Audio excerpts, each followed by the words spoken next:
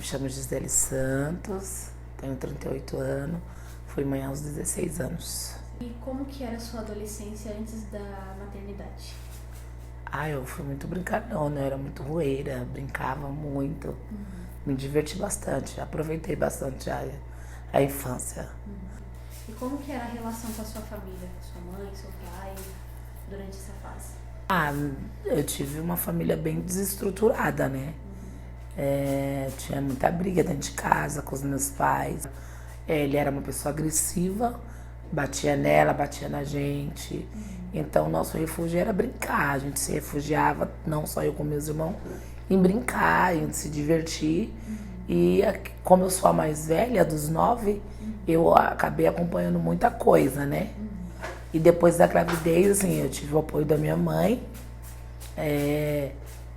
mais do meu pai, porque minha mãe ela sempre pegou muito no meu pé sobre isso. E aí ela deixou que meio que eu me virasse quando o bebê nasceu. Durante a gravidez ela me ajudou muito, mas depois que nasceu eu meio que, tipo assim, quem pariu, que balance. E como que sua mãe e sua família recebeu a notícia de que você estava grávida? Então, assim, na verdade, assim, eles não receberam a notícia, eles já esperavam, né? Porque eu namorava, não fiquei grávida, assim, de uma pessoa que eu conheci, gravidez, não, eu namorava. E então, quando eu engravidei, era uma coisa que eles esperavam que podia acontecer. Eu tinha 15 anos quando eu engravidei e ele tinha 16, o pai das minhas 2 filhas. E aí ele era jovem também, eu também. Então a gente não tinha muita maturidade, não entendia muito. A gente foi adquirindo isso com o tempo, né? O que passou na sua cabeça, assim, naquele momento que você descobriu que você estava grávida, ali com 16? Então, é meio que caiu um balde de água fria, porque eu fui fazer o teste, né? Eu tava com uma infecção muito forte de urina. E aí eu nem imaginava que poderia ser uma gravidez. E aí eu fui num posto, né? E aí fiz o teste de gravidez e deu positivo. Aí quando dá o positivo é que você meio que, tipo, e agora o que é que eu fiz, né? Não dá pra, não dá pra voltar atrás, eu vou ter que concluir. E aí aos 16 anos ela nasceu, né? E você recebeu muita crítica, assim, muito julgamento? Assim, eu fui muito criticada. Eu acho que eu fui uma das que mais eu mesma me critiquei. Porque quando eu dei por mim que eu tinha engravidado aos 15 anos e que agora não seria só eu falei, e agora o que eu vou fazer com essa criança? Apesar de ter uma responsabilidade já muito grande, porque eu que ajudei minha mãe a criar os meus irmãos. Então eu tinha uma base de como era ser mãe. Mas eu não. Uma coisa é você criar o que é filhos dos outros, outra coisa é o seu. Mas críticas foi muito críticas negativas mesmo. Você acha que isso, de certa forma, abalou ali a sua autoestima? Sim, né? Porque eu sempre tive uma autoestima elevada. Então, o que mais eu amava era a minha barriga, né? E aí, a primeira filha, ela deixou muito marcas, né? Eu fiquei com muita estria. E aquilo mexeu muito com o meu... Que mexe com toda a estrutura Sim, do corpo, né? todo o resto do corpo. Mas eu não me preocupava com o resto do corpo. A minha barriga era importante, porque eu era jovem e eu amava mostrar a barriga, né? Aí quando eu engravidei, logo nos primeiros meses as estrias foram aparecendo. E aí acho que isso mexeu mais do que assim, saber que eu ia ser mãe. Porque ficou marcado, né? Eu sabia que aquele nunca mais ia sair. Eu tive um apoio bem legal dos meus pais, mas a dificuldade foi porque o pai dela estava desempregado, eu desempregada, a gente dependia de ajuda tanto da família dele como da minha, até que as coisas fossem se ornando, uma porta fosse aberta. E então, assim, necessidade de alimento, de roupa para bebê, de fralda, passei por esses processos, assim. Então, quando eu fui avó, agora há pouco tempo, eu falei pra minha filha, não quero que você passe o que eu passei, né? Então, por isso que eu ajudo ela hoje. Mas assim, eu tive um apoio da minha família na parte assim, de não me desamparar. Eles arrumaram um cômodo pra mim com banheiro, pra me ficar, né? Um cômodo, com a neném, o pai dela. Mas financeiramente a gente passou muito aperto. Até que ele abriu, que ele conseguiu um trabalho e as coisas foi melhorando. E quando ele recebeu a notícia, assim, qual que foi a reação dele, da família dele também? Na verdade, aquele casal apaixonado, a gente vivia um conto de fada, a gente tinha noção do que era ser Já pais. o peso da Não, responsabilidade. a gente foi descobrir isso depois que ela nasceu. Durante a gravidez, a gente viveu um conto de fada. Na verdade, assim, eu e o pai das minhas filhas, a gente teve um amor muito, muito legal, muito intenso. Então, ela veio que a gente quis que ela viesse, entendeu? Só que quando a gente teve ela, que a gente viu o grau, o peso, aí foi bem complicado, porque aí ele sentiu também. E a família dele, né? Ninguém queria, né? Na verdade, assim, ambas as famílias não queriam pela idade. A gente, na época, não entendia, então a gente achava que era uma implicância da mãe, da tia, da irmã, entendeu? Não, mas a gente depois entendeu que era porque a gente era jovens mesmo. Eu era uma pessoa que eu gostava de estudar, né? Eu tinha muitos sonhos. E dentro da minha idade entre a gravidez e da adolescência, eu tive a oportunidade de estudar fora do país.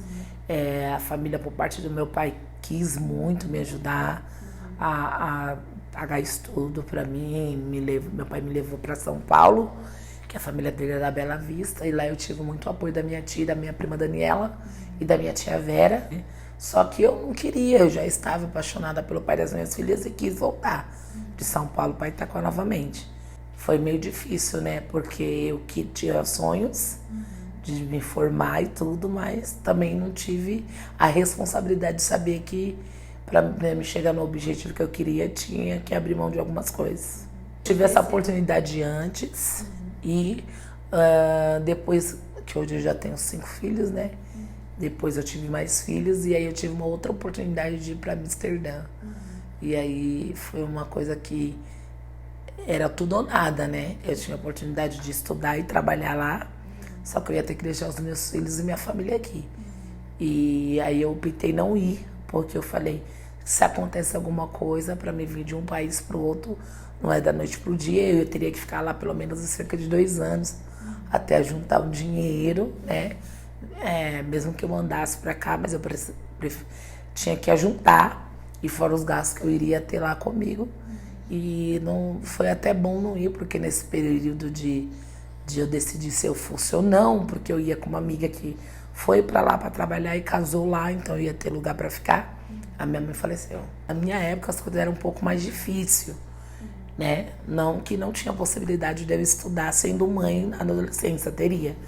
Mas aí eu já não tinha um psicológico legal, até mesmo por quadro depressivo que eu tive. Então eu nunca me senti capaz de dar conta de ser mãe, de ser casada, mesmo não entendendo nada o que era uma família, porque eu era uma menina. E aí estudar. Então eu fui empurrando com a barriga, né? E aí eu optei, depois veio mais filhos, eu optei a não estudar mais, a decidir só cuidar deles e depois trabalhar. No meu 4º filho eu cheguei a voltar a estudar. Eu ainda estudei um pouco, né? Mas eu fiz até a 8ª. Eu estudei mais um pouco e aí eu consegui chegar. E aí foi quando eu parei de vez, né? E hoje eu tento, né? Voltar pelos objetivos que eu tenho. Até porque a área que eu amo, que é uma das áreas que eu amo, que é a área da saúde, né?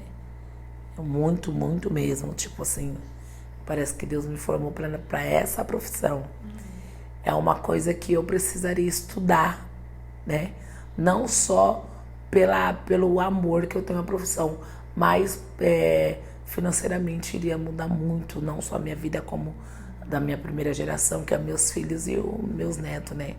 Eu iria poder dar uma vida melhor para eles. A maternidade, ela mudou totalmente a sua vida.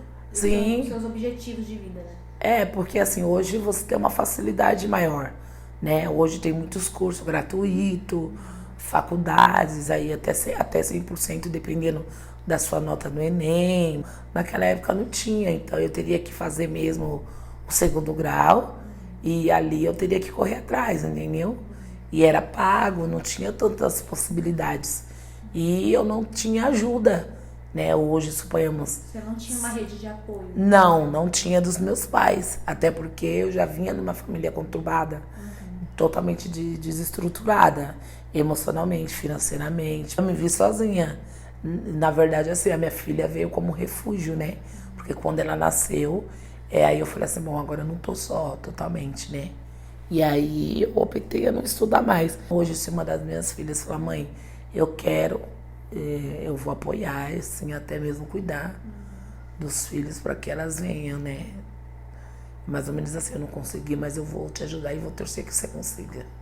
Então, essa é a minha meta mesmo, era poder fazer a enfermagem, que é um dos meus sonhos, né? Que eu não haja na profissão, que eu não trabalhe na profissão, mas só de eu me formar já vai ser uma vitória. Eu não quero luxo, mas eu quero um aconchego melhor, uma casa mais confortável, minha própria, né? Porque hoje eu pago aluguel e para os meus filhos, né? Nunca não consigo pensar em mim sem pôr eles no meio. Hoje você é avó, né? Você é avó. E eu queria saber como que é ser avó. Você já passou pela experiência de ser mãe, jovem, e hoje como é ser avó? Qual que é a experiência? Eu vou falar uma coisa pra você, eu acho que eu não sei explicar, meu neto, é minha razão. Eu amo o Miguel, é tudo que eu tenho. E agora eu vou ser a avó da Mirella, né? A Mirella eu não tô participando muito, então eu não posso dizer como vai ser depois que ela nascer. Mas eu creio que eu vou amar tão intensamente como eu amo o Miguel. O Miguel, ele veio pra quebrar todo o protocolo, sabe? Aquele ali de mãe, como que eu posso dizer? Talvez não tenha sido a melhor mãe do mundo, ou errei, falhei com os meus filhos. Ele veio e quebrou isso, porque com ele eu tento acertar, e às vezes acho até que erro, porque eu mimo ele demais, né? É maravilhoso. Se eu falar pra você que a aceitação de ser avó não foi fácil, quando eu soube da notícia eu também impactei, né? Pra mim aceitar demorou uns meses. A sua filha também foi mãe? Jovem, sim, ela foi mãe, se eu não me engano, com 17. Apoiei a gravidez dela desde quando eu soube até a hora que foi ganhar. Né? E depois que ganhou, então eu participei de tudo, porque eu não queria que ela ficasse sem se alimentar, porque eu passei por isso depois que eu ganhei. Eu fiquei 3 dias sem se alimentar, não tinha ninguém pra fazer comida pra mim. E eu achava que eu ganhava neném, eu podia ficar jogada na cama e tipo assim, que todo mundo ia trazer. Então eu procurei, não, você não, né? Você não tá morta, levanta, né? Ela teve uma cesárea, mas depois que ela pôde, mas ali cuidando, zelando. Não deixei nem um minuto, não vai ser diferente agora. Você foi a agora. rede de apoio pra ela que Sim, você não teve? eu não tive, então eu fui pra ela. Hoje eu falo, né? As pessoas falam assim, é você que tá. Eu tô grávida, eu que vou criar. Gente, não funciona assim. Não é só eu que tô grávida, eu que vou criar. Um filho não é uma boneca que você vai ali, brinca e depois você joga lá. É uma responsabilidade pro resto da vida.